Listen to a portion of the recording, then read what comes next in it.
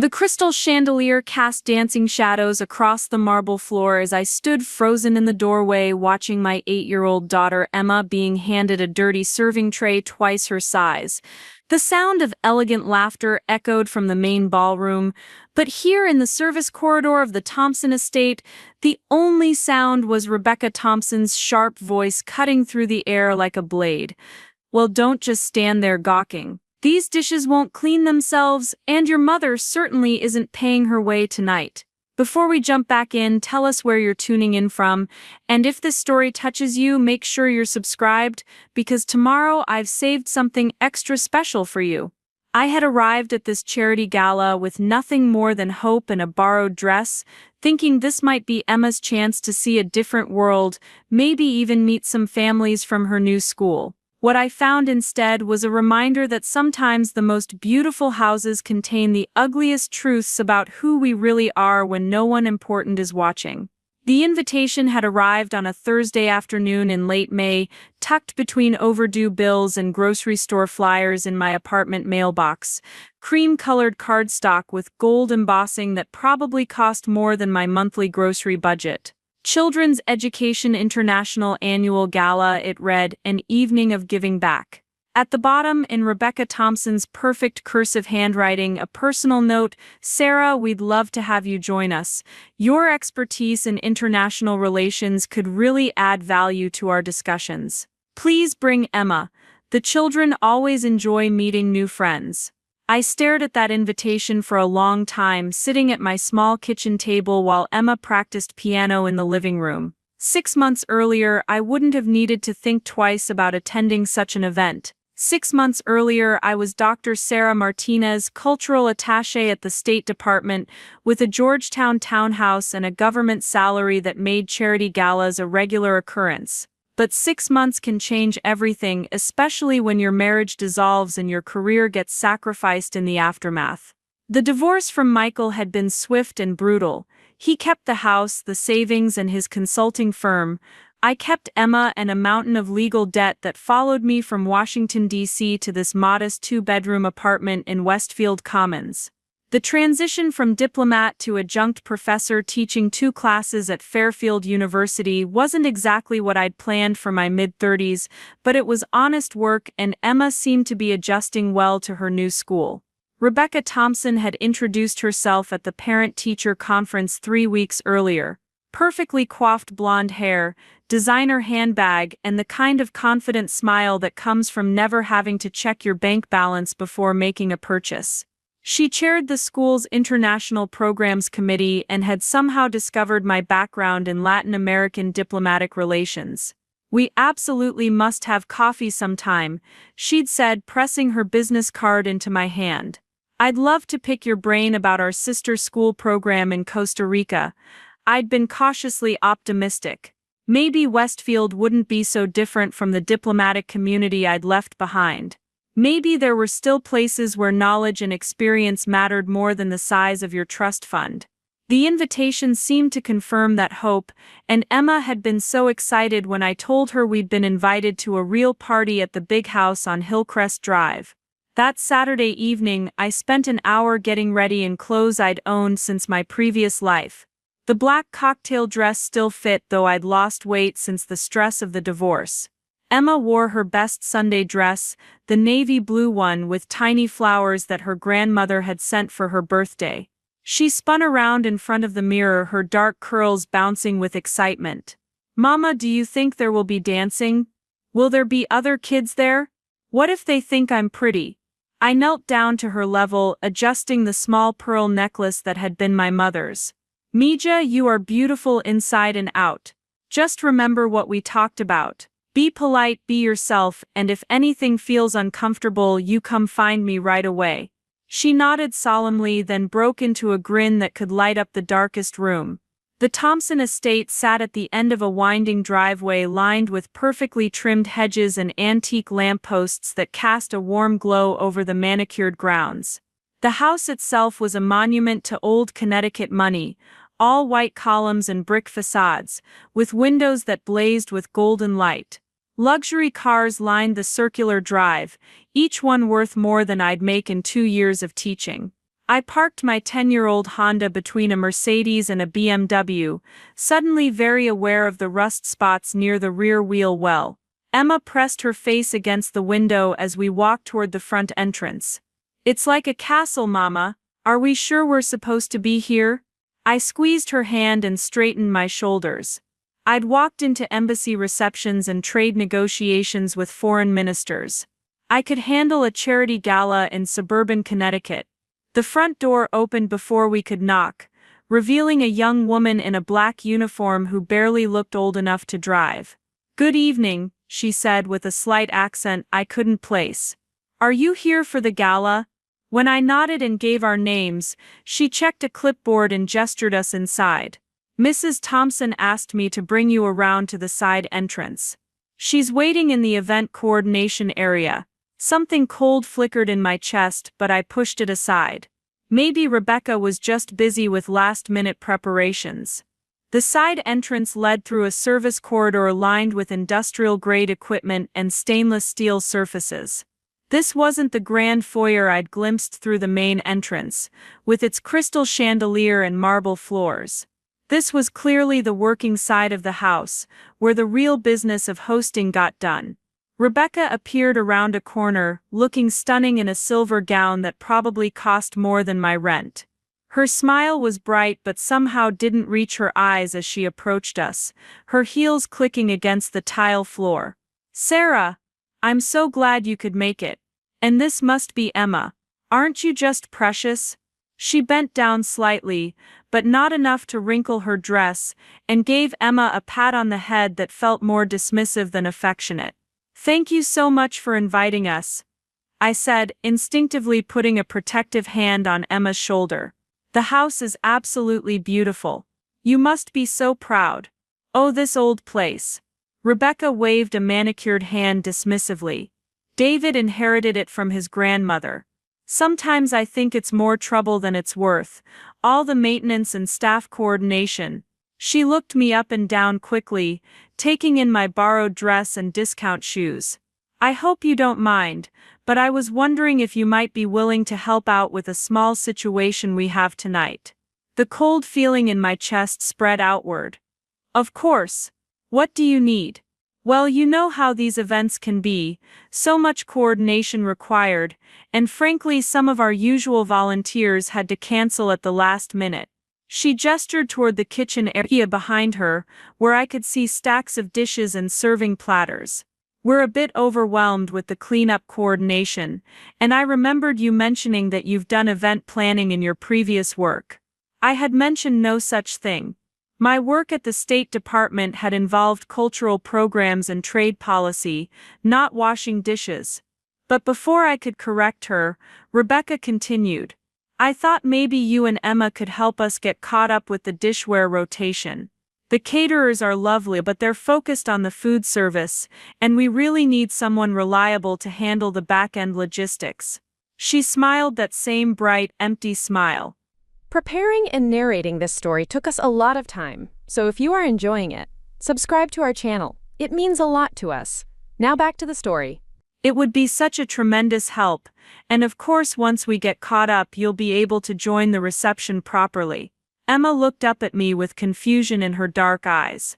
This wasn't the party she'd been expecting, with dancing and other children and cake. This was work, adult work, the kind that involved dirty dishes and service corridors. I felt something shift inside me, a recognition that was both familiar and devastating. I'd seen this before, in different contexts and countries. The way people in power could reframe exploitation as opportunity, could make you grateful for the chance to be useful. But I also saw something else in Rebecca's expression, a calculation that went beyond simple event coordination. This wasn't about needing help. This was about establishing hierarchy, about making sure I understood exactly where I stood in the social ecosystem of Westfield Heights. The invitation, the personal note, the mention of my expertise, it had all been a setup for this moment, this reduction of my worth to manual labor while the real guests enjoyed themselves in the main ballroom. "I'm not sure I understand," I said carefully, keeping my voice level despite the anger building in my throat.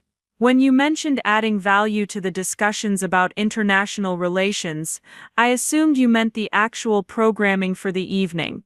Rebecca's smile flickered slightly, like a candle in a draft. Oh, that.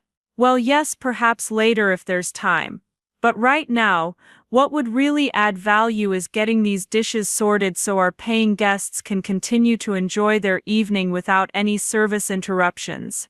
She gestured again toward the kitchen, more firmly this time.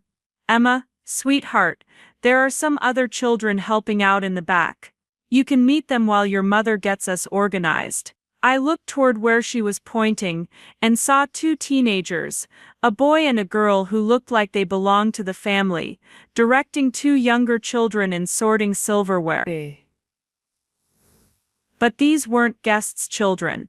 These children were clearly from families like mine, dressed nicely but not expensively, working while the privileged kids presumably enjoyed the party upstairs.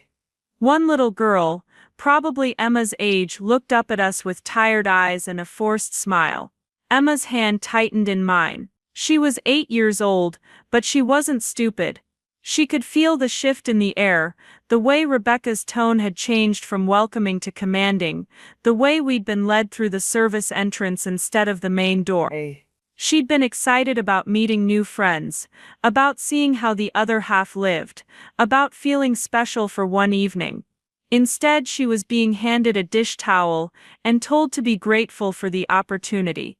That's when I heard the voices from the main reception area, floating through the swinging doors that separated the working kitchen from the party.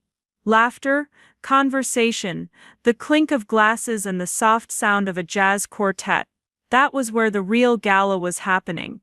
Where the discussions about international education were taking place, where the networking and relationship building occurred, that could actually make a difference for organizations like Children's Education International.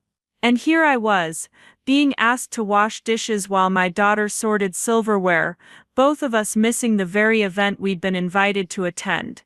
The irony was bitter and sharp. I'd spent years representing my country in international forums, facilitating cultural exchanges, building bridges between communities and governments. Now I was being told that my most valuable contribution to an evening focused on international education was keeping the serving platters clean. Rebecca was still talking, something about the importance of teamwork and how everyone needed to pitch in, but her words were fading into background noise as I watched Emma's face fall with the realization that this wasn't going to be the magical evening she'd imagined. This was going to be another lesson in disappointment, another reminder that our new life in Westfield came with limitations and expectations that had nothing to do with our worth as human beings, and everything to do with the size of our bank account. I thought about the invitation sitting on my kitchen table, with its elegant script and promises of intellectual engagement. I thought about Rebecca's enthusiasm at the parent-teacher conference, her apparent interest in my professional background. I thought about Emma's excitement as she'd gotten dressed, her questions about whether there would be dancing, her hope that maybe the other children would think she was pretty and want to be her friend. All of it had been leading to this moment, this service corridor, this pile of dirty dishes, this reduction of our humanity to our utility. And as I stood there watching my daughter's shoulders slump with disappointment, I realized that this wasn't just about one evening or one social misstep. This was about a system, a way of thinking that divided people into those who deserved to enjoy themselves and those who existed to make that enjoyment possible. The sound of footsteps on marble flooring drifted through the swinging doors, along with a woman's voice speaking rapid Spanish. I recognized the accent immediately, Venezuelan, educated, probably diplomatic corps. My pulse quickened as I caught fragments of the conversation. Someone was discussing trade policies with Central America, someone who clearly understood the complexities of international relations in ways that Rebecca Thompson and her charity board could only pretend to comprehend. That voice, that accent, that level of sophisticated analysis, it was all achingly familiar. It was the world I'd left behind, the world where my education and experience had meaning beyond what it could contribute to someone else's social event. It was the world where Emma and I had belonged, before everything changed, before we became the kind of people who got invited to parties only to be told that our real value lay in our willingness to work for free, while others enjoyed the benefits of our labor. I looked down at Emma, who was trying so hard to hide her disappointment, trying to be the good girl I'd raised her to be. I looked at Rebecca, who was already turning away, confident that her instructions would be followed without question. I looked at the pile of dirty dishes in the service corridor, and the swinging doors that separated us from the world we'd been promised we could join. And I realized that this was my moment of choice.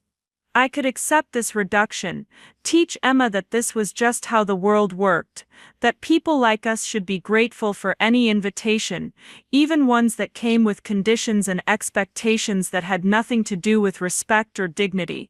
Or I could remember who I was, who we were, and refuse to let my daughter's first lesson in Westfield society be that her worth was measured by her willingness to be invisible. The choice, when it came, was surprisingly easy. I'd spent 6 months rebuilding our lives from scratch, learning to live with less money but determined not to live with less dignity. Emma deserved better than this, and frankly so did I. We'd come here tonight as invited guests, not as unpaid labor, and if Rebecca Thompson couldn't see the difference, that said far more about her character than it did about ours. I straightened my shoulders and took Emma's hand, preparing to speak the words that would change everything about how this evening was going to unfold. I was about to speak when the kitchen doors burst open and a woman in an apron rushed through, carrying a tray of crystal glasses that clinked dangerously with each hurried step. Behind her came Rebecca's sister Jennifer, her voice sharp with irritation as she surveyed the scene before us. "Rebecca, what on earth is taking so long back here? Ambassador Rodriguez is asking about the cultural exchange presentation, and half the board is wondering where their drinks have gone." Jennifer's eyes swept over Emma and me with barely concealed disdain, taking in our out-of-place presence in the service area. "Are these the volunteers you mentioned?" The way she said volunteers made it clear that she understood exactly what was happening here, and that she approved completely. This wasn't some last-minute emergency or staffing shortage. This was deliberate, calculated, a test of how far Rebecca could push before meeting any resistance. Rebecca's smile became even more brittle as she gestured toward us. "Jennifer, this is Sarah Martinez. She's new to the community, and I thought it would be nice to give her and her daughter a chance to contribute to tonight's success." The words dripped with false kindness, each syllable designed to make me feel grateful for the opportunity to be exploited. Jennifer nodded approvingly, then turned to me with the kind of smile people reserve for children and household pets. "How wonderful that you're so willing to help. Community service is so important for newcomers to understand how we do things here in Westfield Heights." She paused, letting the emphasis on newcomers sink in. "I'm sure once you've helped us get caught up, Rebecca can introduce you around to some of the other families. The ones who share your background." The casual cruelty of it took my breath away. Not only were they expecting us to work for free, but they were making it clear that this was some kind of social probation, a hazing ritual designed to put us in our place before we could be considered worthy of actual inclusion. Emma squeezed my hand tighter, and I could feel her confusion and hurt radiating through that small gesture. That's when I heard it again, that voice speaking Spanish from the main reception area. This time the words were clearer, something about agricultural trade agreements and sustainable development initiatives. My heart raced as recognition dawned. That accent, that particular way of discussing policy nuances, I knew that voice. It was Ambassador Elena Rodriguez, Venezuela's representative to the United Nations Economic Council, someone I'd worked with during my final year at the State Department. If Elena was here, that meant this wasn't just some provincial chair. This was connected to real international policy discussions, the kind of high-level diplomatic engagement that could actually impact the children's education initiatives Rebecca claimed to care about so much. And here I was, being relegated to the kitchen while the actual substantive conversations happened without me. Rebecca must have noticed my attention drift toward the doors, because her tone became more insistent. "Sarah, I really do need you to focus on the task at hand. We have a very important evening ahead of us, and frankly there's no time for distractions." She gestured more forcefully toward the pile of dishes. "Emma, sweetheart, why don't you go help Tyler and Grace sort the silverware? They'll show you what needs to be done."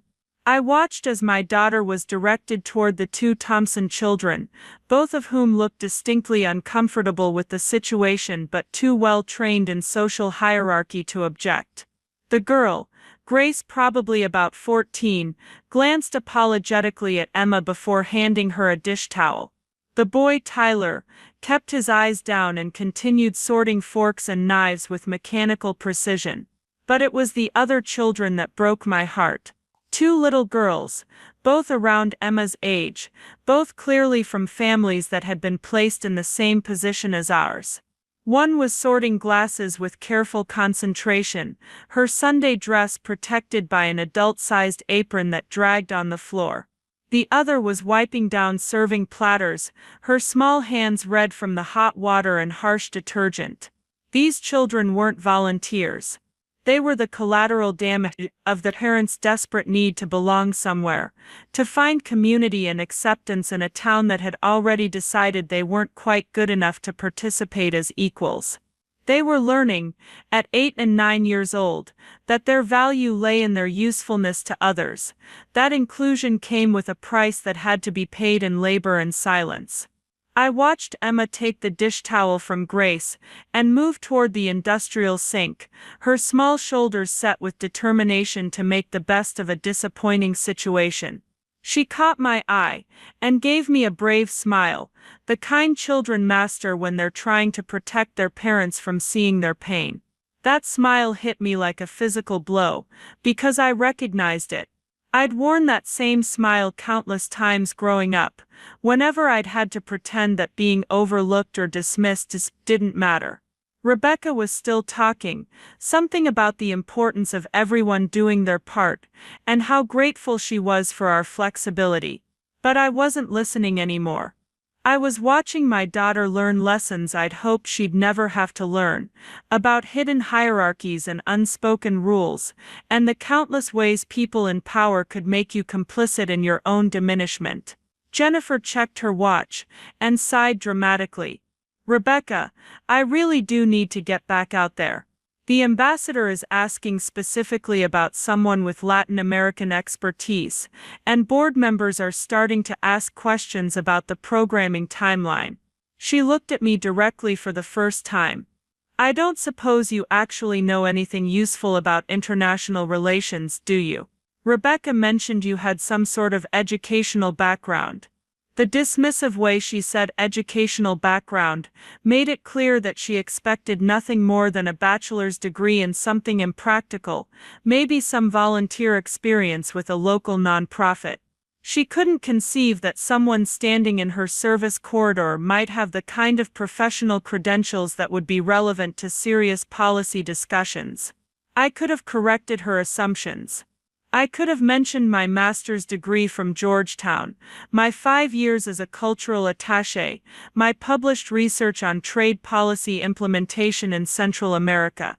I could have told her about the economic development conferences I'd organized, the cultural exchange programs I'd designed, the countless hours I'd spent in meetings exactly like the one happening in her ballroom right now. But something held me back. Maybe it was the way Emma was trying so hard to be helpful, folding dish towels with careful precision while the other children worked around her.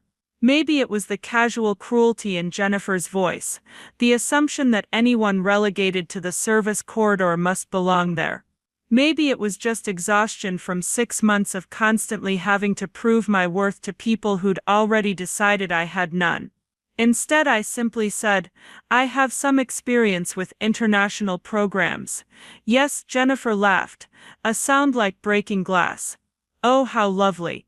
Well, perhaps after you've helped us get organized back here, we can find a way for you to contribute your experience to our discussions.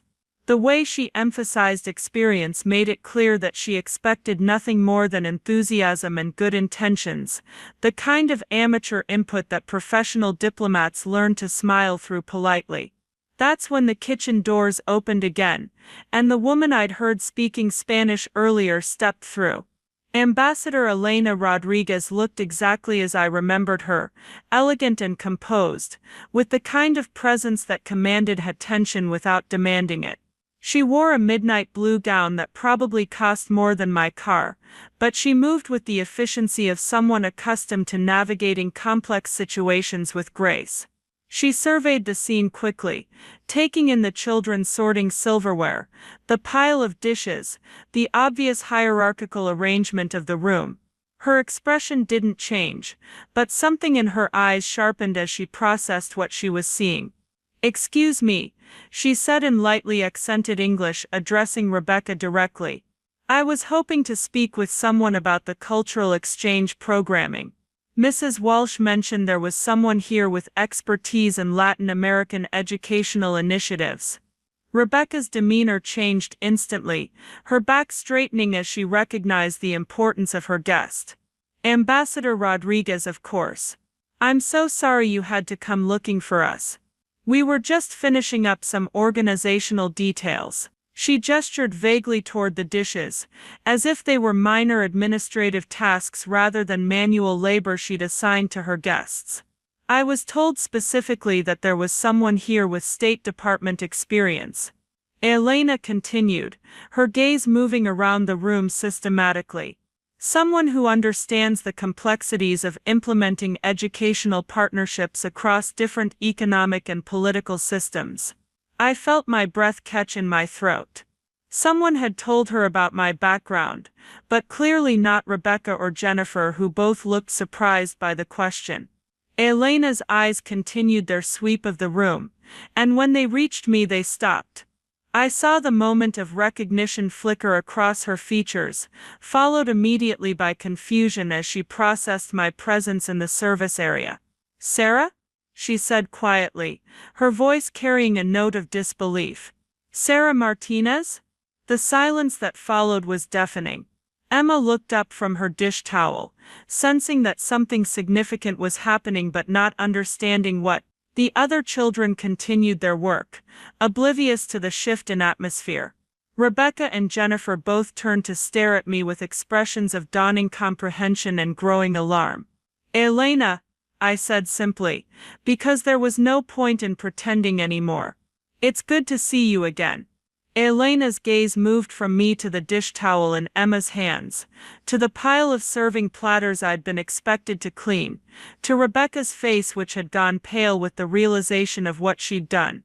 The ambassador had worked in diplomatic circles long enough to understand exactly what kind of social maneuvering she'd walked into. "I see," Elena said carefully, her diplomatic training evident in the way she controlled her expression. "Mrs. Thompson, I believe there may be some confusion about tonight's arrangements." Rebecca's mouth opened and closed like a fish out of water. She'd built her social standing on her ability to read situations and people, but she'd completely misread this one. In her eagerness to establish dominance over the new family in town, she'd relegated a former State Department official to kitchen duty while her star guest specifically asked for expertise in international relations. Jennifer, meanwhile, was staring at me with the dawning horror of someone who realized she'd just dismissed as irrelevant the exact person she needed to impress. "I don't understand," she said weakly. "How do you two know each other?" Elena looked at me, clearly waiting for me to explain the connection, but I was watching Emma, who had put down her dish towel and was looking between the adults with growing understanding that something important was happening, something that might change how this evening ended. The little girl working next to her had stopped sorting glasses and was staring openly now, sensing that the careful social order of the evening was about to be disrupted in ways that might affect all of them. The Thompson children looked mortified, probably understanding better than anyone how badly their mother had miscalculated. I could have explained everything then. I could have detailed my professional history, my years of collaboration with Elena on various cultural and educational initiatives, my expertise in exactly the kinds of programs Rebecca claimed to champion. I could have watched Rebecca and Jennifer scramble to salvage their mistake, could have accepted their inevitable apologies and invitations to join the real party upstairs. But something in Elena's expression stopped me. She wasn't just confused by finding me in the service corridor. She was angry with the kind of controlled diplomatic fury that could level careers and reshape international relationships. She understood immediately not just what had happened to me but what it represented about attitudes toward expertise, toward women, toward anyone who didn't fit into neat social categories. Sarah Martinez, Elena said, her voice carrying enough authority to make everyone in the room stop what they were doing and pay attention, served as cultural attaché for Central American relations during the implementation of the Educational Partnership Initiative.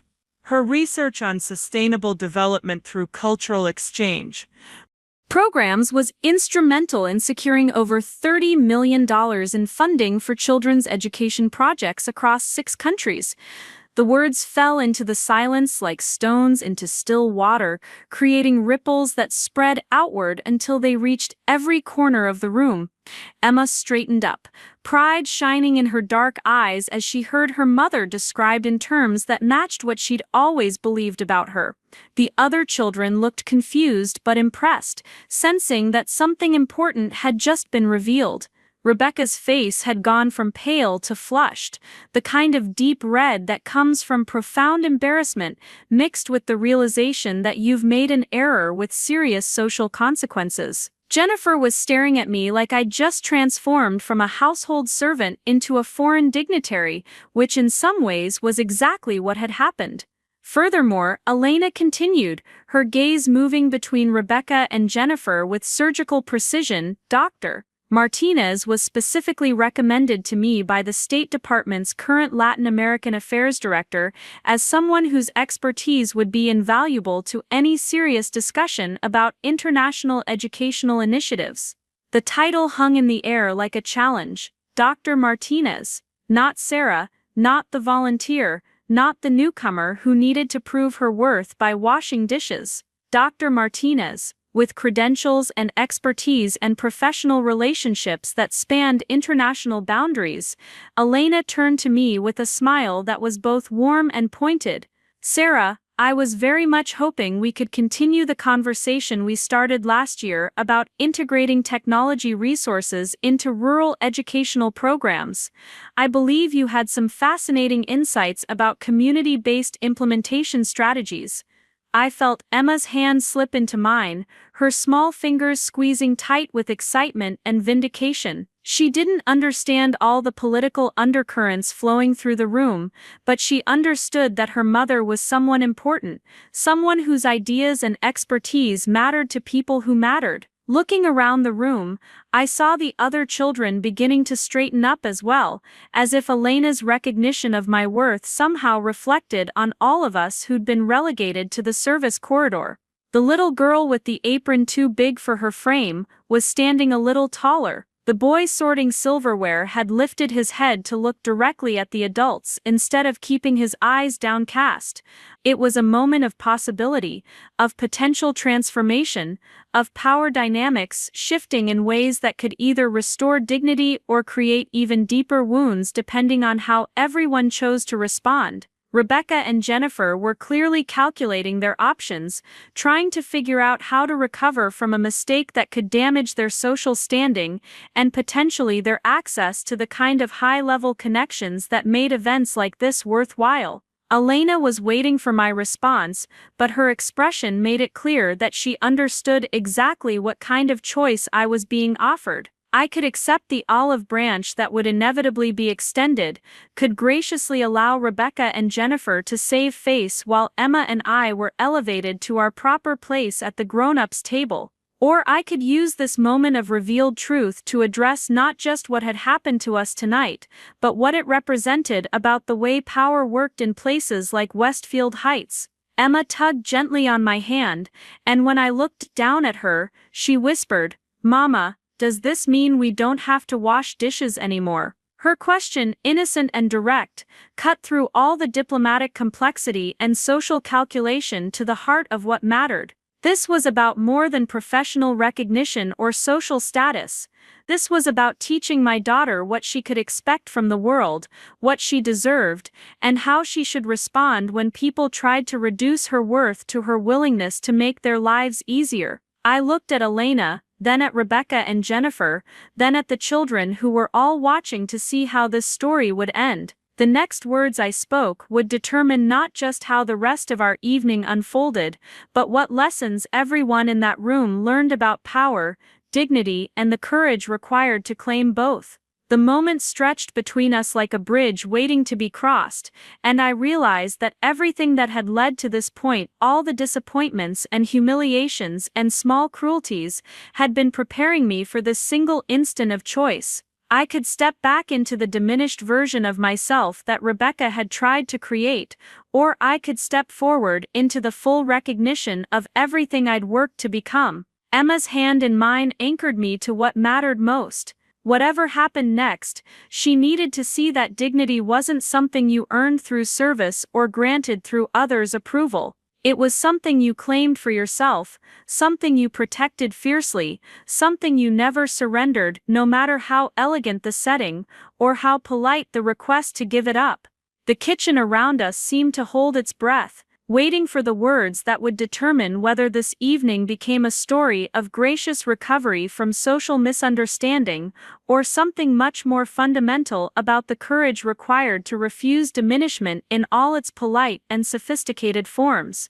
The silence stretched until I could hear the distant sound of jazz music floating through the doors, a stark contrast to the tension that had crystallized in this sterile service area.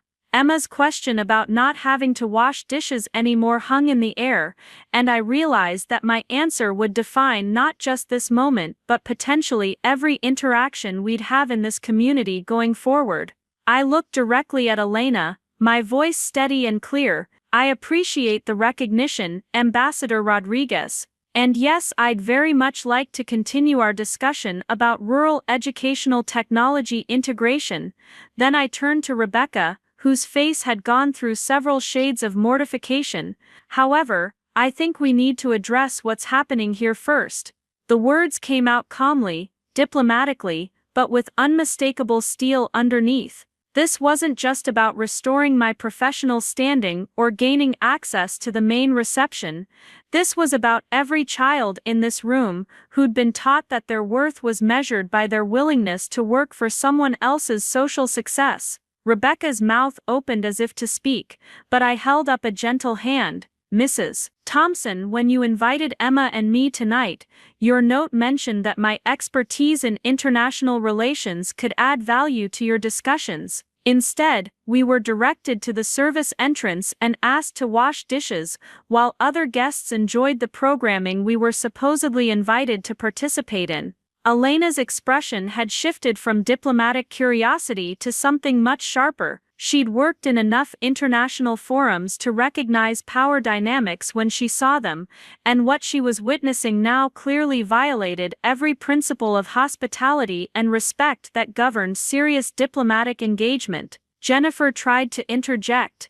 "There's obviously been a misunderstanding. We had no idea about your background when we asked for help with the coordination." "That's exactly the problem," I said quietly. "You made assumptions about our value based on appearances and economic status, not on what we might actually contribute. More importantly, you involved our children in those assumptions."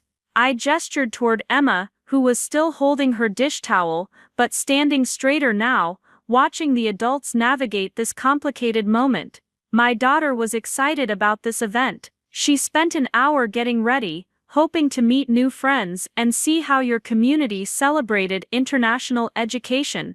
Instead, she learned that inclusion comes with conditions, and that her worth would be measured by her willingness to work rather than her right to participate. The other children in the room had stopped their tasks entirely now, sensing that something significant was unfolding. The little girl with the oversized apron was listening intently, her eyes moving between the adults, as if trying to understand whether this confrontation might change her own situation.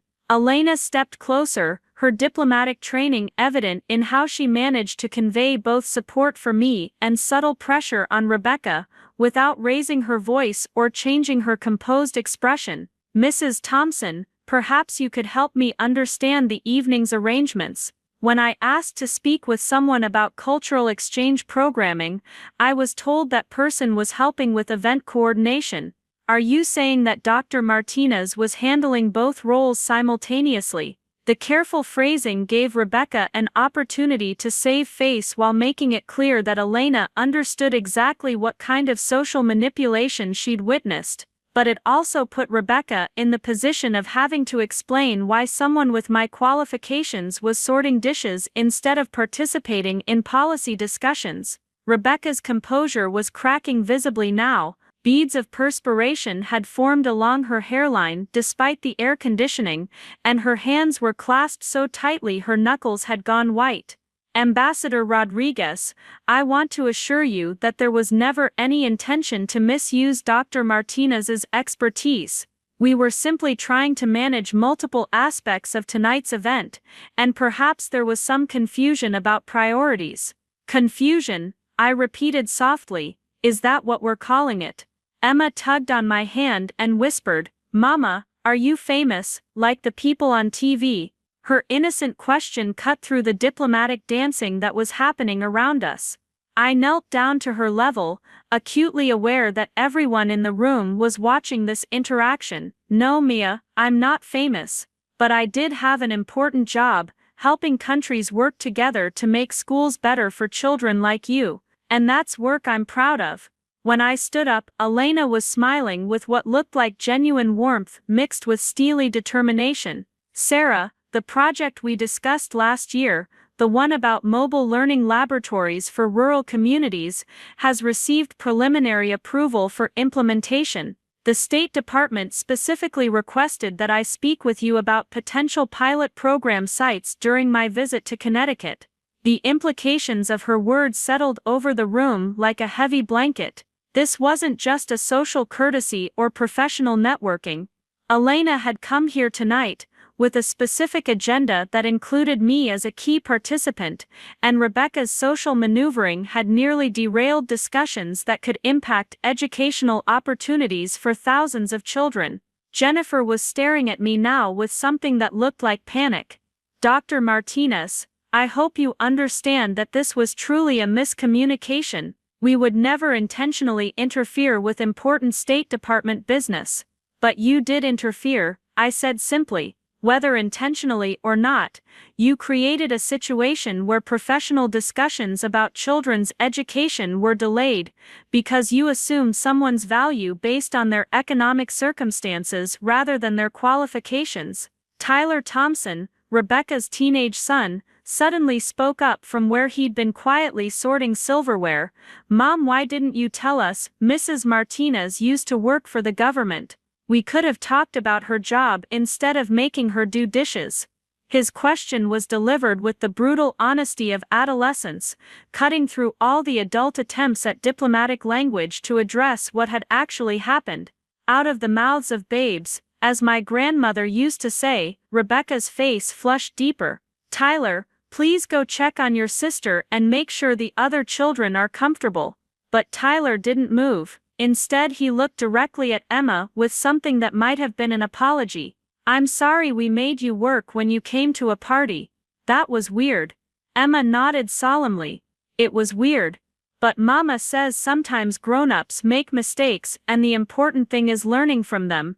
The simplicity of her response seemed to deflate some of the tension in the room, but it also highlighted the absurdity of the situation. Here were children who could immediately recognize unfairness and respond with basic decency, while the adults had created elaborate justifications for behavior that violated every principle of hospitality and respect. Elena checked her watch with the practiced efficiency of someone accustomed to managing complex schedules. "Sarah, I have about 45 minutes before my next appointment. Would it be possible to discuss the pilot program details? I understand if the timing isn't convenient, given the circumstances." This was my moment of choice, the crossroads where I could either accept a gracious exit from an awkward situation, or use this opportunity to address the larger issues at stake. I looked around the room again, taking in the children who were watching to see how this story would end, the adults who were calculating their next moves, the power dynamics that would continue to operate long after Elena and I finished our professional discussion. "I'd be happy to discuss the pilot program," I said carefully, "but I think we should address the evening's arrangements first.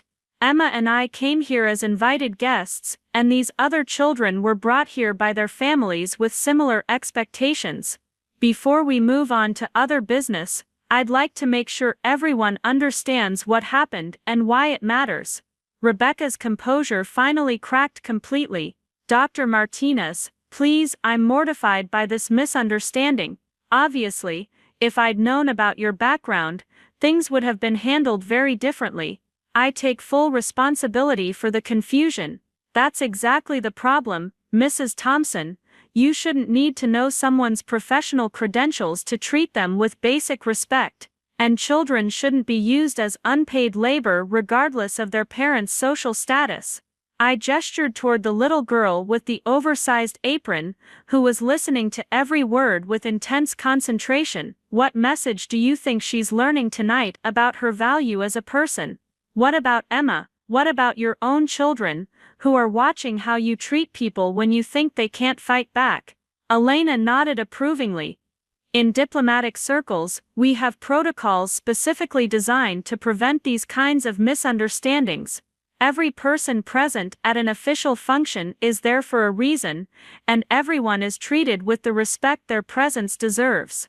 Jennifer tried one more time to deflect. "Of course, we completely agree with that principle. Tonight was simply an unusual situation with some last-minute complications."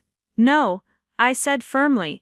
"Tonight was a deliberate attempt to establish social hierarchy by relegating certain guests to service roles based on assumptions about their background and value. The only unusual thing about it is that you miscalculated who you were dealing with." The words hung in the air with the weight of absolute truth. Rebecca and Jennifer both knew that I was right, that this hadn't been a misunderstanding or a logistical error. It had been a power play designed to put the new family in their place, to establish clear boundaries about who belonged in the main reception and who belonged in the service corridor. Emma stepped closer to me, her small hand slipping back into mine. "Mama, can we talk about your important job now? I want to hear about the schools you helped." Her request was perfectly timed, shifting the focus from social awkwardness to substantive discussion while making it clear that she was proud of me regardless of how others chose to treat us. It also gave everyone in the room an opportunity to move forward in a more constructive direction. Elena smiled at Emma with genuine warmth. "Your mother helped design programs that brought computers and internet access to schools in places where children had never seen such technology before. Would you like to hear about some of the projects?" Before Emma could answer, the kitchen doors swung open again and David Thompson appeared. He was clearly looking for his wife, but stopped short when he saw the assembled group and sensed the tension that filled the room. "Rebecca, the board members are asking about the presentation timeline, and Ambassador Rodriguez, I believe you have people waiting to speak with you." David's arrival changed the dynamic immediately. As Rebecca's husband and the primary source of the family's wealth and social standing, his presence reminded everyone that this wasn't just about personal relationships or social etiquette. This was about business relationships, political connections, and the kind of reputational damage that could have lasting consequences in a community where everyone knew everyone else's business. Elena addressed him directly. "Mr. Thompson, I was just discussing educational policy with Dr. Martinez. Perhaps we should move our conversation to a more appropriate setting so the evening's programming can continue as planned." The suggestion was politely phrased, but carried unmistakable implications. Elena was offering everyone a way to move forward that would minimize public embarrassment while ensuring that serious policy discussions happened in appropriate venues with appropriate participants. But I wasn't ready to let everyone off the hook quite so easily. The children in this room deserved better than a quiet resolution that allowed the adults to save face while learning nothing about the harm they'd caused. "Mr. Thompson," I said before we relocate, "I think it's important for you to understand what your wife arranged for tonight's event. Emma and I were invited as guests, but when we arrived, we were directed to the service entrance and asked to wash dishes while other families enjoyed the reception." David's expression shifted as he processed this information, his business-trained mind immediately calculating the potential consequences of treating a State Department consultant as household help in front of a foreign ambassador. "Furthermore," I continued, "several other families were placed in similar situations, with children as young as 8 being assigned manual labor while your family's children and their friends participated in the actual event upstairs."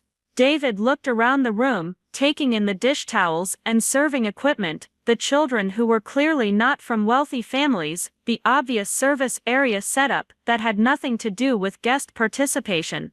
His face went pale as he understood exactly what kind of social disaster his wife had created. "Dr. Martinez," he said carefully, "please accept my sincere apologies for any confusion about tonight's arrangements.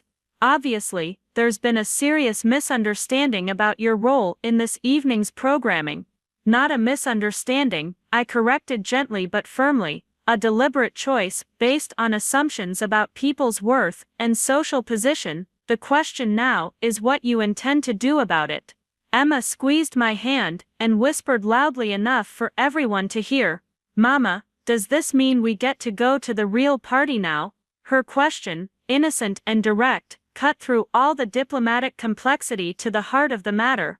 These children had been promised participation in a celebration of international education, and instead, they'd been given work assignments based on their family's social status. Elena checked her watch again. "Perhaps we could discuss both the evening's arrangements and the educational policy matters in the main reception area. That would allow Dr. Martinez and the other families to participate as intended while we address the pilot program details." It was a diplomatic solution that offered everyone a face-saving exit while ensuring that substantive discussions happened in appropriate settings. But it also required acknowledgement from the Thompsons that significant changes needed to be made to the evening's arrangements. David nodded immediately. "Of course, Ambassador Rodriguez. Dr. Martinez, we would be honored to have you join the main reception and contribute to our policy discussions. And obviously, all the families here tonight should be participating as our guests, not handling event logistics." Rebecca finally found her voice again. "I want to personally apologize to all the families for this confusion. Please, everyone should feel welcome to join the main reception immediately." But the little girl with the oversized apron stepped forward, her voice small but clear. "My mommy said we had to help with dishes, or we couldn't stay for the party. She said that's how things work when you can't afford to donate money." Her words fell into the sudden silence, like a stone into still water, creating ripples that spread throughout the room. This wasn't just about Emma and me, this was about a systematic approach to social hierarchy that used economic status to determine who deserved respect and who was expected to earn their inclusion through unpaid labor. Elena's expression had gone completely cold, the diplomatic equivalent of ice forming on a window. "I see. So this evening's arrangements were designed to create different classes of participation based on families' economic contributions."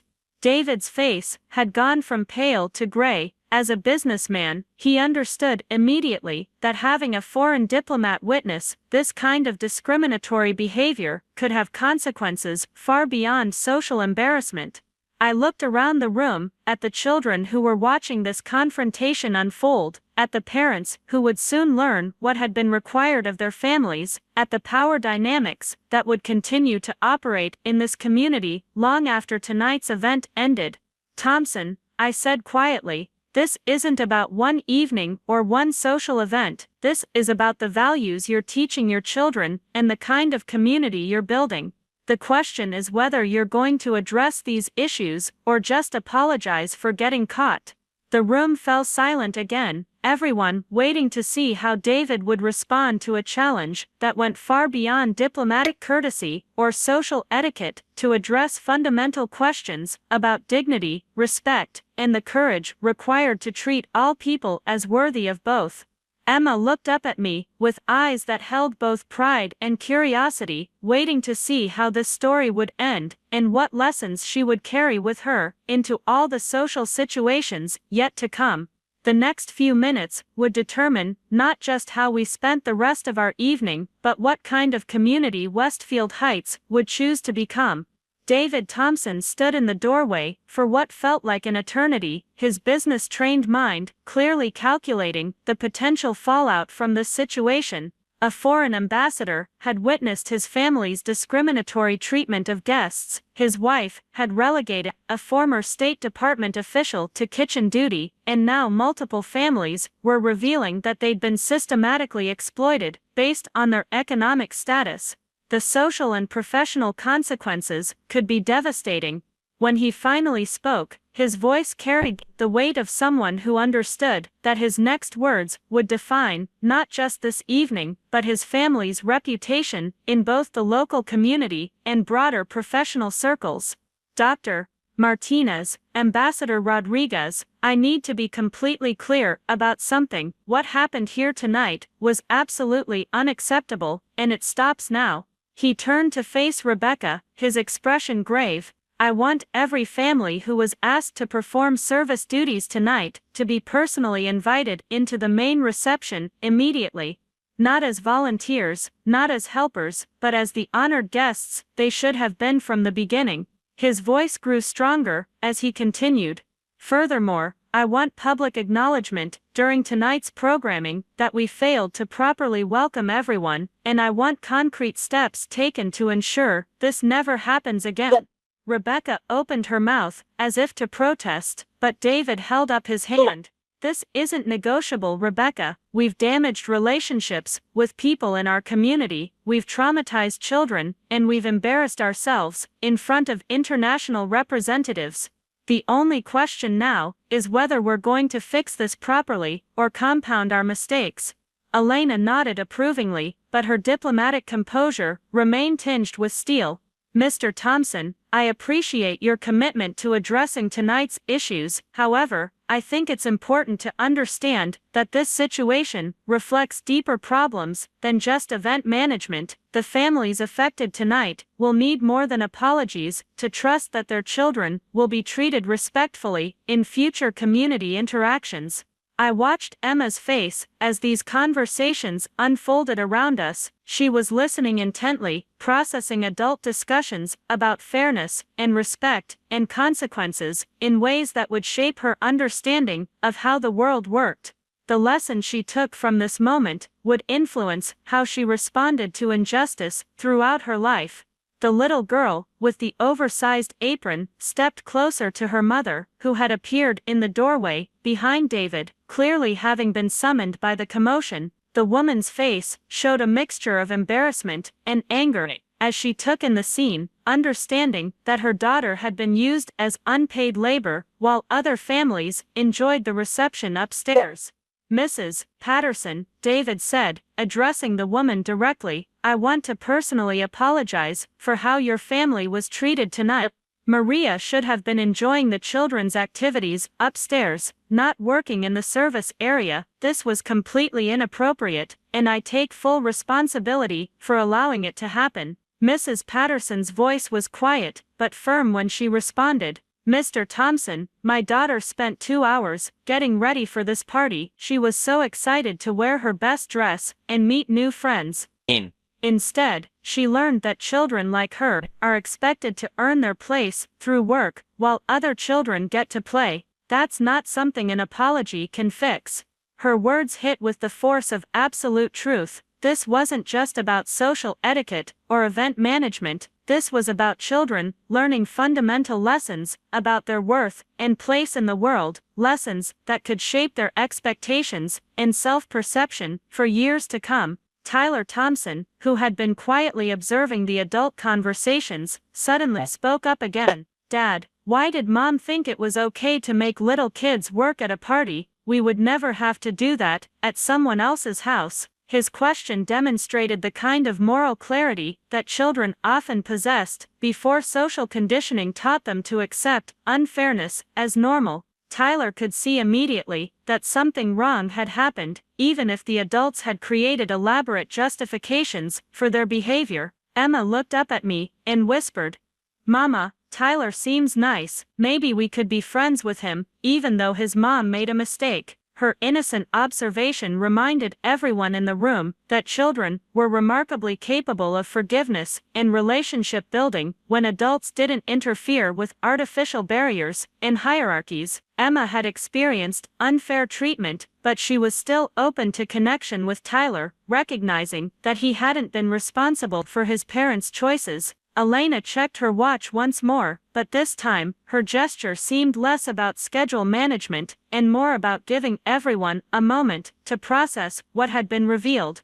"Mr. Thompson, I think it would be appropriate for me to address tonight's gathering about the importance of inclusive practices in international educational partnerships. Communities that demonstrate respect for all families, regardless of economic status, are much more likely to be selected for pilot programs and funding opportunities." The implications of her statement were clear. The Thompsons' discriminatory behavior hadn't just harmed local families, it had potentially damaged their community's chances of receiving significant educational resources and international recognition. The charity event that was supposed to showcase Westfield's commitment to children's education had instead revealed attitudes that could disqualify them from serious consideration. David's face went pale as he understood the full scope of what Elena was suggesting. "Ambassador Rodriguez, I hope you'll allow us the opportunity to demonstrate that tonight's problems don't reflect our community's true values. We're committed to making significant changes to ensure inclusive and respectful treatment of all families. Actions speak louder than words." "Mr. Thompson," Elena replied diplomatically, "I'll be very interested to see what concrete steps are taken, not just tonight, but in the coming weeks and months."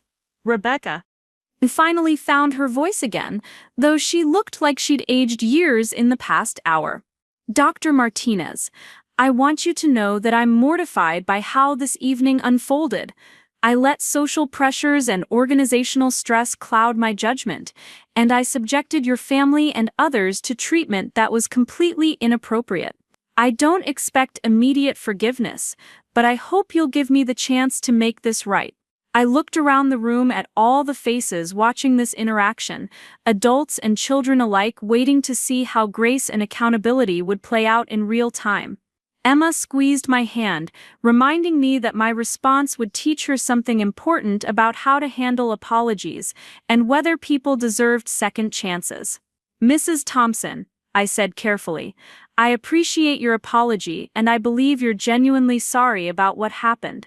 But the real test isn't how you feel about your mistakes, it's what you do to prevent them from happening again, and how you support the families who were affected by tonight's arrangements." Mrs. Patterson stepped forward, her daughter Maria still clinging to her side. "I want to know what's going to happen going forward. Maria goes to school with these children every day. Are there going to be other events where families like ours are treated differently because we can't write big checks?" Her question addressed the systemic issues that went far beyond tonight's charity gala. In communities like Westfield Heights, social hierarchies often played out through school events, sports teams, extracurricular activities, and volunteer opportunities. Without concrete changes to underlying attitudes and practices, tonight's problems would simply resurface in different contexts. David nodded gravely. Mrs. Patterson, you raise an excellent point. I think we need to establish clear policies for all community events to ensure that participation is based on interest and availability, never on economic status or willingness to perform unpaid labor. Elena smiled for the first time since entering the service area. That sounds like exactly the kind of inclusive community partnership that international educational programs are designed to support. Sarah, would you be interested in working with the community to develop implementation guidelines for equitable participation practices? The question offered me a role in shaping solutions rather than just identifying problems. It also provided an opportunity to use my professional expertise in ways that could benefit not just Emma and me, but all the families who might face similar situations in the future. I'd be very interested in that kind of collaborative work, I replied. But I think it's important that all affected families have input into whatever policies we develop. Mrs. Patterson, would you and Maria be willing to share your thoughts about what inclusive community events should look like? Maria looked up at her mother, then stepped forward, with the kind of courage that 8-year-olds sometimes display when they're fighting for something important. I think kids should get to do the same things at parties no matter how much money their parents have. And nobody should have to work when they're supposed to be having fun. Her simple statement cut through all the adult complexity to identify the core principle that should govern community interactions. Children understood fairness intuitively, before social conditioning taught them to accept discrimination as normal or inevitable. Tyler nodded enthusiastically. Maria's right. That's weird that we made you guys work. Next time we have a party, you should just come play with us. The easy acceptance between the children highlighted how much simpler social harmony could be when adults didn't create artificial barriers and hide. Emma and Maria and Tyler were ready to be friends immediately, if given the opportunity. Elena gathered her purse and prepared to transition to the main reception. Sarah, shall we continue our discussion about the pilot programs upstairs? I think the other board members would benefit from hearing about community-based implementation strategies, especially in light of tonight's conversations about inclusive practices. As we prepared to leave the service area, I looked around at the children who had been working instead of playing, the parents who had been told their families could only participate through unpaid labor, the power dynamics that had been exposed and challenged over the past hour. Before we go upstairs, I said I want to make sure everyone understands what we've learned tonight. This wasn't just about event management or social etiquette. This was about fundamental respect for human dignity, about the values we teach our children, and about the kind of community we want to build together. I knelt down to Emma's level, speaking to her but knowing that all the other children were listening. Mija, what happened tonight was wrong, but look how many people stepped up to make it right when they understood what was going on. That's what we do when we see unfairness. We speak up, we support each other, and we work together to fix the problems. Emma nodded solemnly, then looked at Maria and Tyler. Maybe at the next party, we can all just play together. From the beginning. That sounds perfect, Maria replied, and Tyler grinned his agreement. As we finally moved toward the main reception, Elena walking beside me, while the children chattered excitedly about the evening's revelations, I reflected on how quickly situations could change when people found the courage to speak truth to power. An hour earlier, Emma and I had been relegated to washing dishes, while others enjoyed discussions about international education. Now we were heading to those discussions as recognized participants, with concrete plans to help shape more inclusive community practices. The main ballroom was elegant and warm, filled with the kind of sophisticated conversation I remembered from my diplomatic days. Board members and community leaders were engaged in animated discussions about educational policy, cultural exchange programs, and funding opportunities. This was where we should have been all along, contributing our expertise and perspectives to conversations that could genuinely impact children's educational opportunities. Elena immediately began introducing me to other attendees, describing my background and expertise with the kind of professional respect I'd almost forgotten I deserved. Board members who had never heard my name an hour earlier were suddenly very interested in my opinions about rural educational technology, community-based implementation strategies, and cross-cultural program development. But the most meaningful part of the evening came when Emma, Maria, and Tyler found each other again in the children's area that had been set up in an adjoining room. They were laughing together, sharing stories, building the kind of friendships that could bridge social divides if adults didn't interfere with artificial barriers. Mrs. Patterson approached me during a quiet moment between conversations. "Dr. Martinez, I wanted to thank you for speaking up tonight. Maria has been to several community events where families like ours were treated as help rather than guests. Tonight was the first time anyone challenged that treatment. Children deserve better." I replied simply. All children, regardless of their family's economic circumstances, deserve to be treated with dignity and respect. Tonight was just the beginning of making sure that happens consistently. Over the following weeks, the changes in Westfield Heights were remarkable. David Thompson had been true to his word about establishing inclusive participation policies for all community events. Rebecca had enrolled in cultural competency training and was working with families across the economic spectrum to rebuild trust and relationships. The school district had implemented new guidelines, ensuring that all families could participate in activities, regardless of their ability to volunteer time or donate money. Most importantly, the children who had been affected by that evening continued building friendships that crossed social lines. Emma, Maria, and Tyler became inseparable, their easy acceptance of each other serving as a model for how community relationships could work when artificial barriers were removed. Elena's pilot program was eventually approved for implementation in 3 Connecticut communities, with Westfield Heights selected specifically because of their demonstrated commitment to inclusive practices and community-based solutions. The funding brought educational technology and resources that benefited all children, regardless of their families' backgrounds. Months later, when I was invited to speak at a statewide conference about equitable community engagement, Emma came with me to the hotel ballroom, where hundreds of educators and administrators had gathered. During the question and answer session, someone asked what advice I had for families facing discrimination based on economic status. I looked out at that audience, then down at Emma sitting in the front row with her notebook and crayons, still attending events with me but now as a welcome participant rather than unpaid labor. I learned that dignity isn't something you can earn through service or receive as a gift from others. I said, it's something you claim for yourself and protect fiercely. And when you have children, your job is to model that for them, so they grow up understanding that their worth isn't negotiable.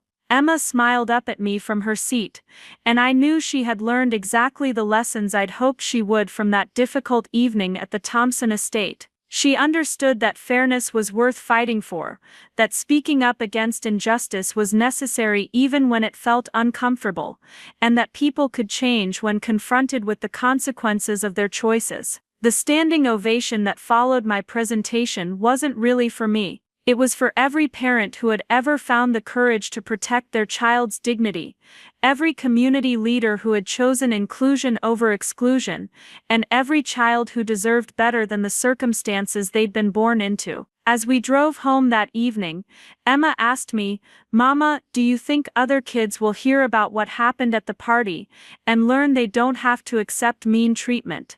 "I hope so, Mia," I replied.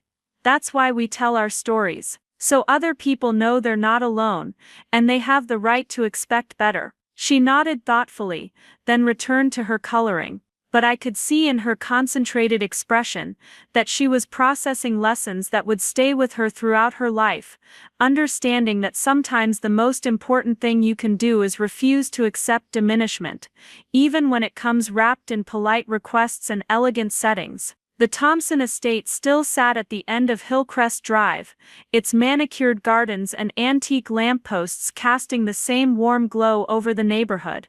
But the conversations that took place within its walls had changed fundamentally, shaped by an evening when assumptions were challenged, power dynamics were exposed, and children learned that their worth wasn't determined by their willingness to make others comfortable. Sometimes change begins with a single moment of courage, a refusal to accept treatment that violates basic human dignity. Sometimes it starts with a child asking why they have to wash dishes at a party, and an adult finding the strength to say that they don't. And sometimes, if you're very lucky, that moment of courage ripples outward until an entire community learns to see each other with new eyes, to treat each other with deeper respect, and to build a future where every child understands that they matter simply because they exist. The weeks following that transformative evening at the Thompson estate unfolded like chapters in a book I never expected to write. Change, I discovered, was both easier and harder than I had imagined. Easier because once people understood the full scope of what had happened, many genuinely wanted to make things right. Harder because dismantling systems of discrimination required more than good intentions and heartfelt apologies. Emma had returned to school the Monday after the gala, with a new sense of confidence that was immediately apparent to her teacher, Mrs. Rodriguez. During parent-teacher conferences the following week, she pulled me aside to mention how different Emma seemed in class discussions, more willing to share her thoughts, and less concerned about saying the perfect thing. Something changed for her over the weekend, Mrs. Rodriguez observed. She's always been a thoughtful child, but now she seems more secure in her own worth. Did something happen at home? I smiled, thinking about Emma's newfound understanding that respect wasn't something she had to earn through perfect behavior or quiet compliance. She learned an important lesson about standing up for herself and others. I think it gave her permission to take up more space in the world. That same week, David Thompson called to schedule a meeting at his office downtown. The sleek glass building that housed Thompson Development Group was everything I expected from a successful real estate empire, all marble floors and contemporary art, designed to impress clients and intimidate competition. But David himself seemed different from the confident businessman I'd met at the gala, more thoughtful and genuinely concerned about the changes his family needed to make. Dr. Martinez, I've been thinking about our conversation all week, he began, gesturing for me to take a seat in his office overlooking Hartford's skyline. Rebecca and I have done a lot of soul-searching about what happened at the gala, and we realize this goes much deeper than one evening of poor judgment. We want to make real changes, but we're not sure where to start. I appreciated his directness and the fact that he wasn't trying to minimize what had occurred. Mr. Thompson, the first step is acknowledging that what happened wasn't an accident or a miscommunication. Your wife made deliberate choices about how to treat different families based on her assumptions about their social status. Until you're willing to confront that reality, any changes you make will be superficial. He nodded slowly, clearly uncomfortable with the bluntness of my assessment, but not arguing with it. You're right, and that's exactly why we need help. Rebecca has already started working with a consultant who specializes in inclusive community engagement, but we want to do more than just fix our own behavior. We want to address the systemic issues that allowed this to happen in the first place.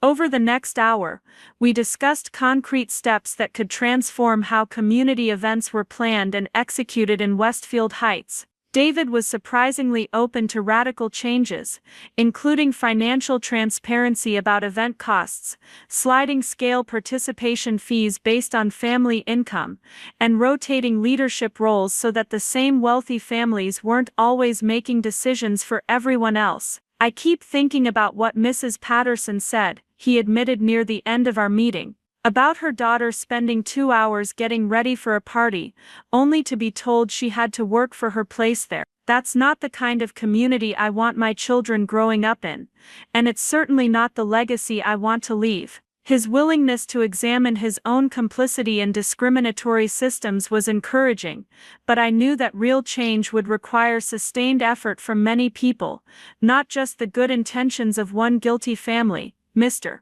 Thompson, the challenge will be maintaining this commitment when it becomes inconvenient, or when other community members resist changes that threaten their own privileged positions. The truth of that statement became clear sooner than either of us expected. When news of the proposed changes began circulating through Westfield Heights social networks, the response was mixed at best. Some families, particularly those who had been marginalized by existing practices, were enthusiastic about more inclusive approaches to community engagement, but others, especially those who had benefited from the status quo, were openly resistant to what they saw as unnecessary political correctness. Jennifer Walsh, Rebecca's sister, called me directly to express her concerns about the new policies being considered for school and community events. Her tone was carefully modulated, diplomatic in the way of someone who had learned to package criticism as concern, but her message was unmistakably clear. Dr. Martinez, I hope you understand that Rebecca feels terrible about the misunderstanding at the gala, she began, though we both knew it hadn't been a misunderstanding, but some of us are worried that the proposed changes might go too far in the other direction. We don't want to create an environment where successful families feel unwelcome or penalized for their achievements. I listened to her carefully constructed arguments about maintaining excellence and encouraging philanthropy, recognizing the coded language that people in power often used when asked to share that power with others. Mrs. Walsh, I'm curious about what you mean by successful families feeling unwelcome. Are you suggesting that treating all families with equal respect somehow diminishes the achievements of wealthy families? The pause that followed was telling. Jennifer was clearly trying to find a way to express her real concerns without sounding as discriminatory as she actually was. Well, no, of course not. It's just that families who have worked hard to achieve financial success often want to be recognized for their contributions to the community. When everyone is treated exactly the same regardless of their ability to give back, it can feel like their generosity isn't valued. I see, I replied evenly. So you're concerned that without the ability to purchase preferential treatment for their children, wealthy families might not want to participate in community events at all. Another pause, longer this time. That's not exactly what I meant. Mrs. Walsh, let me ask you a direct question. Do you believe that children from wealthy families deserve better treatment at community events than children from working-class families? Of course not, she said quickly, but without conviction. All children deserve respect and consideration. Then you should have no problem with policies that ensure all children receive exactly that kind of respect and consideration, regardless of their parents' bank accounts. The conversation ended shortly after that exchange, but I knew it represented a larger struggle that was playing out throughout the community. Change was never easy, especially when it required people to give up advantages they had come to see as natural and deserved. Meanwhile, Elena Rodriguez had followed through on her promise to include Westfield Heights in the State Department's pilot program for international educational partnerships. The announcement brought significant attention to our small Connecticut community, including a feature article in the Hartford Courant about innovative approaches to inclusive education funding. The reporter, a sharp young woman named Lisa Chen, was particularly interested in the connection between the community's commitment to equitable practices and their selection for the federal program. During our interview, she asked pointed questions about what had motivated such dramatic policy changes in such a short time. Dr. Martinez, community leaders describe a rapid transformation in how Westfield Heights approaches family engagement and social inclusion. What sparked this change? I chose my words carefully, aware that how I described the gala incident would affect not just the Thompson family, but the entire community's reputation. Sometimes it takes a specific incident to reveal patterns that have been operating under the surface for a long time. our community had to confront some uncomfortable truths about how we were treating different families, and we decided to do better. Can you be more specific about what kinds of patterns you're referring to? Emma, who was sitting nearby working on homework while I did the interview, looked up from her math problems. Mama, are you talking about the party where they made us wash dishes? Lisa Chen's eyes sharpened with professional interest. What party was that, Emma? I felt a moment of panic, realizing that Emma's innocent comment might open up aspects of the story I hadn't intended to make public. But then I looked at my daughter's open, honest face and remembered the lessons I wanted her to learn about truth-telling and accountability. There was a charity gala where some family, including ours, were asked to perform service work instead of participating as guests, I said simply. It highlighted some problematic assumptions about people's worth based on their economic status, and it motivated us to examine how we could do better as a community. Lisa asked follow-up questions, and I answered them honestly but without unnecessary detail about specific individuals. The resulting article focused on systemic changes rather than personal blame, emphasizing the positive transformation that was possible when communities committed to genuine inclusion. The article's publication brought unexpected attention from other communities facing similar challenges. I began receiving invitations to speak at conferences and workshops about equitable community engagement, often with Emma accompanying me to provide the child's perspective on how discriminatory practices affected young people. One particularly memorable speaking engagement was at a national conference on rural education, where I shared the stage with Elena Rodriguez and several other experts in international development. During the panel discussion, an audience member asked about the role of children in advocating for their own fair treatment. Emma, who had been sitting in the front row taking notes in her small notebook, raised her hand and was invited to approach the microphone. Standing barely tall enough to reach the podium, she spoke with the clarity that only children possess when discussing fundamental fairness. I think grown-ups sometimes forget that kids can tell when something isn't fair, she said, her voice carrying clearly through the auditorium. At the party where they made us work, all the kids knew it was wrong, even the kids whose parents were being mean to us, but nobody thought we were allowed to say anything about it. The audience was silent, absorbed by this 8-year-old's analysis of power dynamics and voice in community decision-making.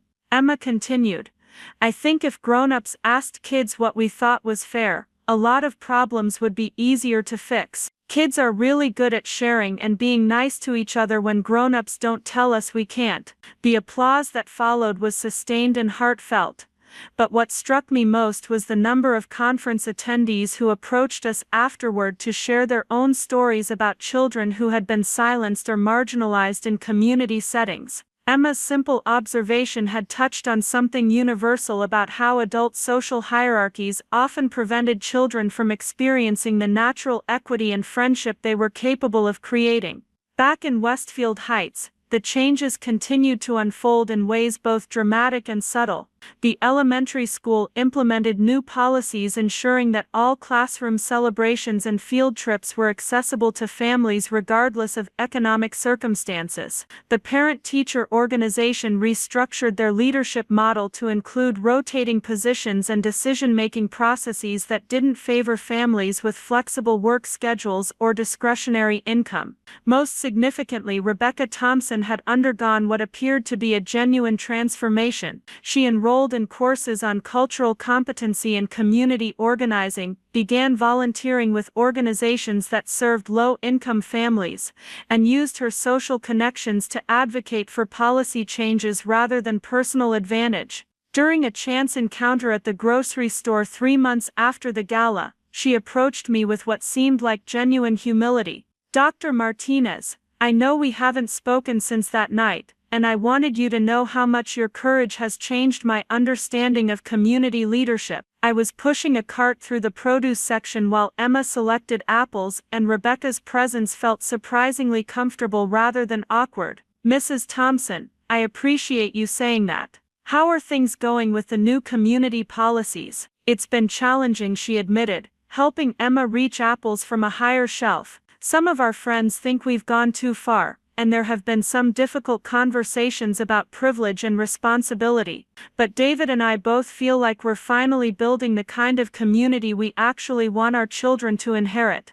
Emma looked up from the apples she was bagging. Mrs. Thompson, are you the lady from the party? Rebecca's face flushed slightly, but she knelt down to Emma's eye level with apparent sincerity. Yes, Emma, I am, and I want you to know how sorry I am for how I treated you and your mother that night. It was wrong, and I'm working hard to make sure nothing like that ever happens again. Emma studied her face with the serious consideration children bring to adult apologies. It's okay. Mama says people can learn from mistakes if they really want to. Are you really learning? I'm trying very hard to learn, Rebecca replied, and I hope that someday you might give me a chance to show you that I can do better. Emma nodded thoughtfully. Tyler is nice. Maybe we could all play together sometime when there's no party work to do. The simplicity of Emma's forgiveness was both humbling and instructive. Children, I reflected, were remarkably capable of moving forward when they believed that change was genuine and that their dignity would be protected going forward.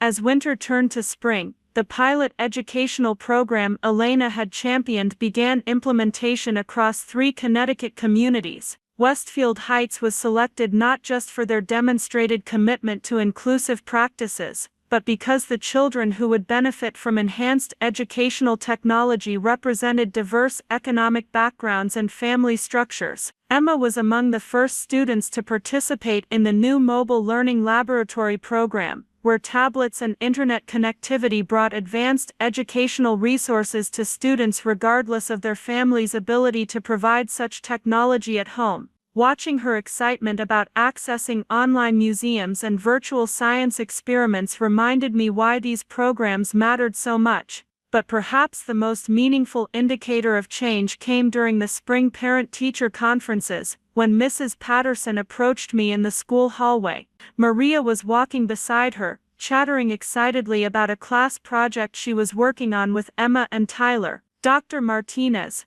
I wanted to thank you again for what you did at the gala, Mrs. Patterson said quietly. Maria has never felt so comfortable participating in school activities. For the first time, she doesn't feel like she has to prove she belongs here. I watched our daughters animatedly discussing their collaborative presentation on international friendship, their easy partnership serving as a living example of what was possible when artificial barriers were removed. Mrs. Patterson, our children did most of the hard work by showing us what genuine inclusion looks like. They've been teaching the adults how to build community.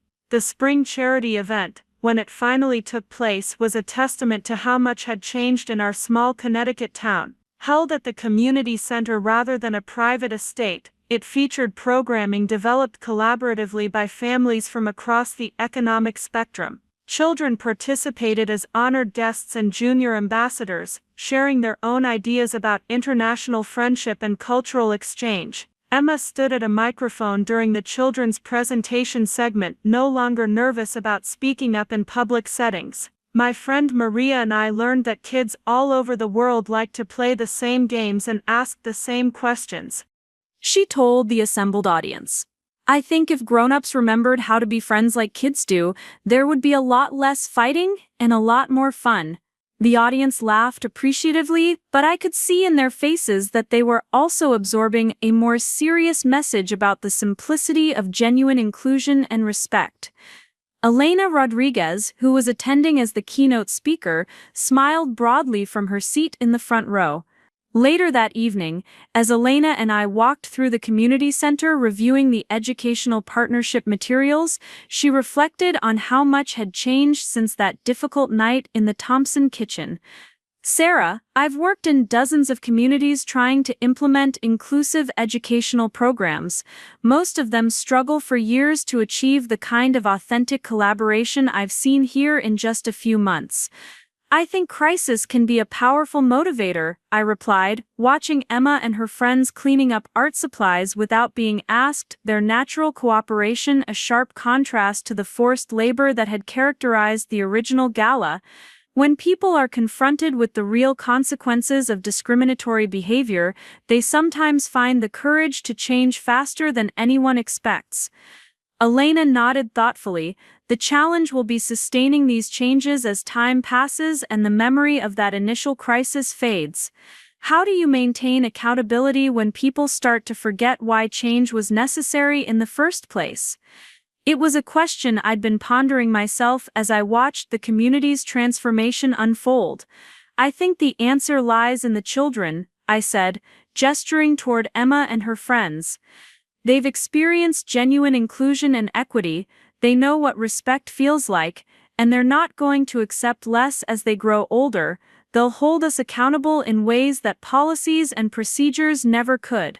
As we drove home that night, Emma reflected on the evening's events with the wisdom that children sometimes display when they've been given space to think deeply about important issues. "Mama, tonight felt like what the first party should have been like. What made it different?" I asked, genuinely curious about her perspective. "Everyone got to be themselves," she said simply. "Nobody had to pretend to be smaller or bigger than they really are, and the grown-ups asked us what we thought instead of just telling us what to do." Her observation captured something essential about what had changed in our community. The transformation hadn't just been about policy reforms or sensitivity training. It had been about recognizing the fundamental humanity and wisdom that every person brought to community life, regardless of their age, economic status, or social connections. Months later, when I was invited to keynote a national conference on community development, I chose to focus my presentation on the lessons we'd learned from children about authentic inclusion. Emma attended with me, now confident enough to field questions from the audience about her experiences and observations.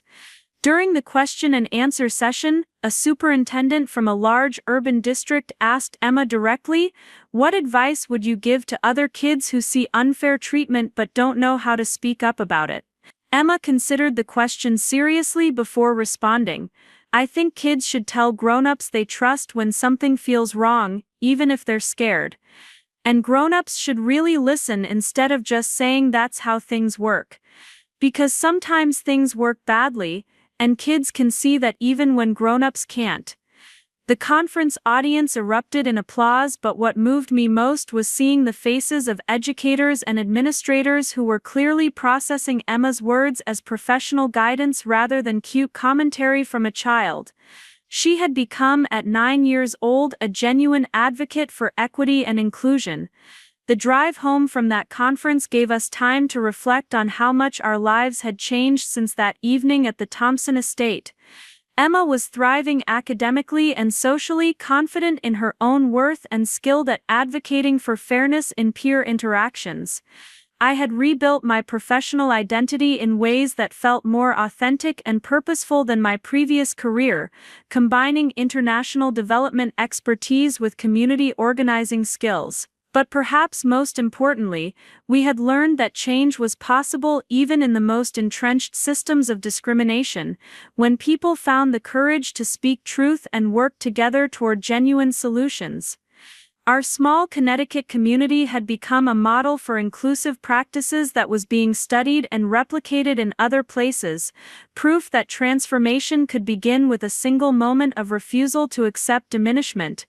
As we pulled into our apartment complex, Emma made one final observation that captured everything I hoped she had learned from our experience. "Mama, I'm glad that mean thing happened at the party, because it taught us that we don't have to accept mean things. And now we can help other people learn that too." Her words reminded me that sometimes the most difficult experiences become the foundation for the most important growth, both personal and collective. The evening that had begun with humiliation and discrimination had ultimately led to empowerment and community transformation, because we had chosen to see it as an opportunity for change rather than simply an injustice to endure. That night, as I tucked Emma into bed, she asked one more question that would stay with me for years to come. "Mama, do you think the kids who come after us will have to learn the same hard lessons we did, or will things be better for them?" I thought about all the policy changes, the shifted attitudes, the children who were growing up with different expectations about respect and inclusion. I think things will be better for them, Misha, because you and your friends are going to make sure of it. That's how change really happens. One generation decides to create something better for the next one. She smiled and closed her eyes, secure in the knowledge that her voice mattered and that fairness was worth fighting for. As I turned off her bedroom light, I reflected on the profound truth that sometimes the most powerful advocates for justice are the ones who refuse to accept injustice as normal, regardless of how young they are or how powerless they might seem to the adults around them. 2 years had passed since that transformative evening at the Thompson estate, and I found myself standing in the same community center where we'd held our first truly inclusive charity event. But this time the occasion was far more significant. The Connecticut State Department of Education had chosen Westfield Heights as the site for announcing a statewide initiative on equitable community engagement, and Emma stood beside me at the podium, no longer the uncertain child who had once been handed a dish towel at a party. The auditorium was filled with educators, policymakers, and families from across the state, all gathered to learn about what had become known as the Westfield Model for Inclusive Community Development. What struck me most as I looked out at the audience was the diversity of faces, economic backgrounds, and perspectives represented in the room. This was exactly what we had envisioned when we first began challenging the discriminatory practices that had once seemed so entrenched in our community. Emma adjusted the microphone with the confidence of someone who had learned that her voice mattered, that children's perspectives on fairness and inclusion were not just cute additions to adult conversations but essential components of creating just communities. At 11 years old, she had become something I never expected, a nationally recognized advocate for children's rights in community decision-making processes. 3 years ago, Emma began, her voice clear and steady. I went to a party where the grown-ups made me wash dishes because they thought my family wasn't important enough to just enjoy the evening. Today I'm here to tell you that every kid deserves better than that, and every community can do better when they really want to. The silence that followed her opening was the kind that indicated an audience was truly listening, processing the weight of what this young woman was sharing. Emma had learned to speak about our experiences without bitterness or blame, focusing instead on the possibilities for transformation that existed in every community willing to examine their own practices honestly. I watched from the side of the stage as she continued her presentation, describing the concrete changes that had taken place in Westfield Heights and the lessons that could be applied elsewhere. She spoke about policy reforms, shifting social dynamics, and most importantly, the role that children could play as partners in creating more equitable communities rather than simply recipients of adult decisions. The thing about kids, Emma said, is that we usually know when something is unfair before grown-ups figure it out. We're really good at sharing and including everyone when nobody tells us we can't. So maybe communities should ask us what we think is fair instead of assuming we don't understand these things. The applause that followed was enthusiastic, but what moved me most was seeing the faces of other children in the audience, many of whom had been brought by parents who wanted them to see what advocacy looked like. These children were absorbing lessons about speaking up, standing together, and refusing to accept discrimination as normal or inevitable. After Emma's presentation, Dr. Patricia Williams, the State Education Commissioner, took the podium to announce the formal adoption of the Westfield Model as a template for community engagement throughout Connecticut. The model included specific protocols for ensuring equitable participation in school and community events, guidelines for inclusive decision-making processes, and most innovatively, formal roles for children as advisors in community development initiatives. What began as a local response to a painful incident has evolved into a blueprint for transformation that we believe can benefit communities throughout our state and beyond. Dr. Williams explained, "The key insight from Westfield Heights is that authentic inclusion requires more than good intentions. It requires systematic changes to how we structure participation, share power, and value different perspectives. During the break that followed, I was approached by Maria Patterson, now 13 and serving as the student representative on Westfield Heights Community Development Board. She had grown from the shy 8-year-old who once sorted silverware in an oversized apron into a confident young woman who regularly presented policy recommendations to town council meetings. Dr. Martinez, I wanted you to know that I'm starting high school next year with plans to study international relations and community organizing, she said with a smile that reminded me of how far we'd all come. I keep thinking about that night when Emma and I were working in the kitchen and how different everything became after you spoke up. I want to help other communities learn these lessons without having to go through the painful parts first. Her words captured something essential about what our experience had taught us. Change was possible, but it often required someone to be willing to name injustice and work toward solutions even when doing so was uncomfortable or risky. Maria had learned that lesson at a young age, and now she was committed to using that knowledge to help others. Tyler Thompson appeared beside us, now 15 and bearing little resemblance to the awkward teenager who had once asked his mother why she thought it was acceptable to make children work at parties. He had become one of the most effective youth advocates in our community, using his family's social connections and resources to support rather than dominate community initiatives. Maria, are you ready for the panel this afternoon? He asked, referring to the youth leadership session they would be co-facilitating for other teenagers interested in community organizing. I think we have representatives from 12 different towns coming to learn about peer advocacy strategies. Watching Maria and Tyler work together as colleagues and friends, I reflected on how profoundly their relationship had been shaped by that difficult evening years earlier. Instead of accepting the social hierarchies their parents had initially modeled, they had chosen to build something more equitable and collaborative. Their friendship had become a template for other young people learning to navigate privilege and responsibility in community settings. The afternoon panel session was particularly powerful because it was designed and facilitated entirely by young people, with adults present only as listeners and learners. Emma, Maria, and Tyler shared the stage with youth representatives from other Connecticut communities discussing strategies for identifying and addressing discriminatory practices in schools and community organizations. The hardest part, explained a 16-year-old from New Haven, is convincing adults that we're not trying to be disrespectful when we point out unfair treatment. We're trying to help make things better for everyone, but sometimes grown-ups hear criticism when we're actually offering solutions. Emma nodded in agreement. I think adults sometimes forget that kids have been watching how they treat different people for years before we're old enough to say anything about it.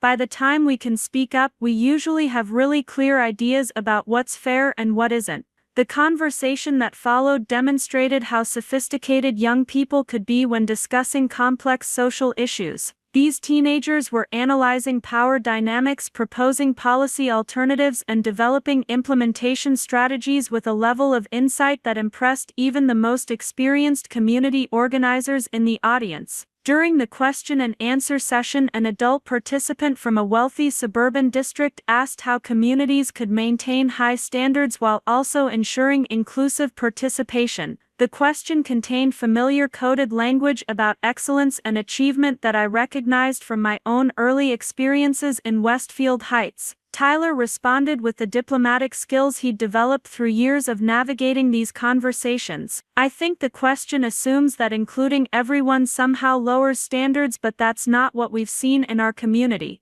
When more families can participate and contribute their ideas, we actually end up with better events and stronger programs because we have more creativity and more resources to draw on. Maria added, the real question is whether your standards are about actual quality or just about excluding certain people. If your definition of excellence requires keeping some families out, then maybe you need to examine what you're really trying to achieve. Their responses demonstrated how effectively young people could address discriminatory attitudes without being confrontational or dismissive. They had learned to speak truth to power while maintaining relationships and focusing on constructive solutions rather than personal blame. The conference concluded with a ceremony recognizing communities that had implemented significant reforms in their engagement practices. Westfield Heights received the inaugural award for community transformation, but what made the moment particularly meaningful was that the award was accepted jointly by representatives from across the economic spectrum, including children, parents, educators, and community leaders working as genuine partners. Rebecca Thompson was among those accepting the award, her presence serving as a powerful symbol of how dramatically individuals could change when confronted with the consequences of discriminatory behavior. Over the past 2 years, she had become one of the most effective advocates for inclusive practices in our region, using her social connections and organizing skills to support rather than exclude marginalized families. 2 years ago, I was part of the problem, she acknowledged during her brief acceptance remarks. I made assumptions about people's worth based on their economic status, and I used my position to maintain social hierarchies that harm children and families in our community. Today, I'm honored to accept this recognition on behalf of everyone who taught me that leadership means lifting others up, not keeping them down. Her words were delivered with genuine humility, but also with the confidence of someone who had done the hard work of examining and changing deeply ingrained attitudes. Rebecca's transformation had been neither quick nor easy, but it had been authentic and sustained, serving as evidence that even people who had benefited from discriminatory systems could become powerful advocates for change. After the ceremony, Elena Rodriguez approached our group with news that would expand our impact far beyond Connecticut's borders. She had been working with international development organizations to adapt the Westfield model for implementation in educational partnership programs worldwide, focusing particularly on communities where economic inequality created barriers to children's educational participation. Sarah, we've received approval to pilot inclusive community engagement protocols in 6 countries across Latin America, she announced with obvious excitement. The State Department wants you to lead the international implementation team, working with local partners to adapt these principles for different cultural and economic contexts. The opportunity was both thrilling and daunting. It would mean traveling extensively, working with communities facing much more severe economic challenges than anything we'd experienced in suburban Connecticut, and scaling up principles that had been developed in a relatively small and privileged setting. But it also represented the logical extension of everything we'd learned about the importance of inclusive practices in creating educational opportunities for children. If these approaches could work in international contexts, they could potentially impact the lives of thousands of children who were currently excluded from educational resources due to economic discrimination. Emma, who had been listening to our conversation with growing excitement, looked up at me with eyes that held both hope and determination. Mama, does this mean we'll get to help kids in other countries learn that they don't have to accept unfair treatment? If we do this right, Misha, that's exactly what it means, I replied, already imagining the possibilities for connecting young advocates across international boundaries to share strategies and support each other's efforts. The international program launch took place 6 months later in Costa Rica, where we had established our first pilot site in a rural community outside San Jose. Emma accompanied me as a junior consultant, her role being to work directly with local children to understand their perspectives on educational access and community participation.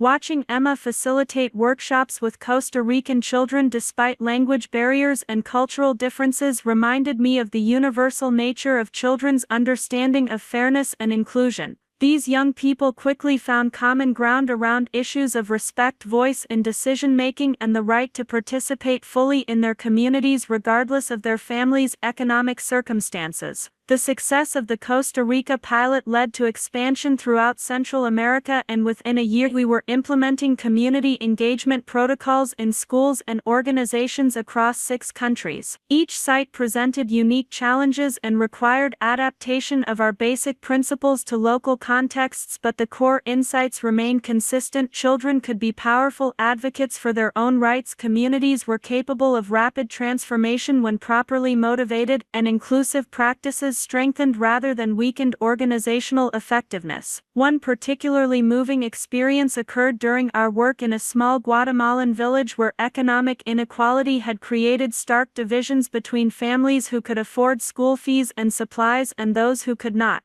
Children from poorer families had been assigned cleaning and maintenance duties at the school while their wealthier peers attended classes, a system that bore uncomfortable similarities to what Emma had experienced at the Thompson estate. Working with local educators and community leaders, we implemented new policies ensuring that all children could participate in educational activities regardless of their family's ability to pay fees or provide supplies. The transformation was dramatic and rapid, but what struck me most was the response of the children themselves. "Now I can learn with my friends instead of watching them learn while I work," explained 10-year-old Carlos, whose family had previously been unable to afford the informal fees that had excluded him from regular classroom participation. "I always knew I was smart enough to be in class, but nobody asked me what I thought about it until you came here." His words echoed Emma's experience years earlier and reminded me that children's understanding of injustice transcended cultural and economic boundaries. Whether in suburban Connecticut or rural Guatemala, young people recognized unfair treatment and were capable of articulating both the problems and potential solutions when adults were willing to listen. The international program also created opportunities for young advocates from different countries to connect and learn from each other's experiences. Emma began corresponding with children from our various pilot sites, sharing strategies for community organizing and peer advocacy that proved remarkably transferable across different contexts. These connections culminated in an international youth conference on educational equity that brought together young advocates from 12 countries to share their experiences and develop collaborative strategies for addressing discrimination in educational settings. Emma, now 13, served as one of the primary organizers, demonstrating leadership skills that had been nurtured through years of meaningful participation in community decision-making. "The thing we've learned," Emma told the assembled young people during her opening remarks, "is that adults are usually ready to listen to us when we show them that we understand the problems and have realistic ideas for solutions. We don't have to wait until we grow up to make things better for ourselves and other kids." The conference proceedings were later published as a handbook for youth advocacy in educational settings, with contributions from children and teenagers who had successfully challenged discriminatory practices in their own communities. The handbook became a resource for educators and community organizers worldwide, demonstrating how young people could be genuine partners in creating more equitable educational opportunities. Back in Westfield Heights, the changes that had begun with that difficult evening at the Thompson estate had continued to deepen and expand. The community had become a destination for educators and policymakers seeking to understand how rapid social transformation was possible, and our local elementary school was regularly hosting visitors from other districts interested in implementing similar inclusive practices. But perhaps the most meaningful indicator of lasting change was the way children in our community had internalized expectations of fairness and inclusion. Emma's younger classmates had grown up in an environment where their voices were valued, where economic differences didn't determine social status, and where advocacy for justice was modeled by adults and peers alike. During a recent school board meeting, I watched a group of third graders present a proposal for making recess activities more inclusive for children with different physical abilities and interests. Their presentation was sophisticated, well-researched, and delivered with the confidence of young people who had learned that their perspectives mattered in community decision-making. "We noticed that some kids don't get to play with everyone else during recess because the games require things they can't do or don't want to do," explained 8-year-old Sophia, who had organized her classmates to conduct surveys and develop alternative activity options. "We think everyone should get to have fun together, so we came up with some ideas for games that include everybody." Their proposal was unanimously approved by the school board, but what struck me most was how naturally these children had moved from identifying a problem to developing solutions to advocating for implementation. They had learned at a very young age that fairness was something they could actively create rather than simply hope for. As I reflected on the journey that had brought us to this point, I realized that the most significant transformation hadn't been in policies or procedures but in expectations. Children in our community now expected to be treated with respect, to have their voices heard, and to participate meaningfully in decisions that affected their lives. Adults had learned to see young people as genuine partners rather than simply recipients of adult decisions. These shifted expectations were already influencing the next generation of community leaders. Emma and her peers were planning to establish a youth council that would provide input on all major community decisions, ensuring that inclusive practices continued even as individual advocates graduated and moved on to other challenges. The goal isn't to fix everything once and then assume it will stay fixed, Emma explained during a recent conversation about her future plans. The goal is to create systems where fairness and inclusion are just how things work, so kids who come after us don't have to fight the same battles we did. Her insight captured something essential about the nature of social change. Lasting transformation required not just addressing specific instances of discrimination but creating cultural shifts that made equity and inclusion the expected norm rather than the exception. Looking toward the future, I could see how the lessons learned from our experience would continue to ripple outward, influencing communities' policies and individual lives in ways we were only beginning to understand. Emma and her generation had learned that change was possible, that their voices mattered, and that fairness was worth fighting for. Those lessons would shape how they approach challenges throughout their lives, creating a legacy of advocacy and inclusion that extended far beyond any single community or initiative. The story that had begun with humiliation and discrimination had evolved into something much larger, a demonstration that communities could transform themselves rapidly and thoroughly when people found the courage to speak truth and work together toward justice. And perhaps most importantly, it had shown that children could be powerful catalysts for that transformation, bringing clarity, courage, and hope to the ongoing work of creating a more equitable world. As Emma prepared for high school and her continued advocacy work, I often thought about that 8-year-old girl who had once been handed a dish towel at a party where she was supposed to be a guest. That child's experience of injustice had sparked changes that were now influencing educational policies and community practices around the world. Her courage to trust that fairness was possible had created opportunities for thousands of other children to experience the respect and inclusion they deserved.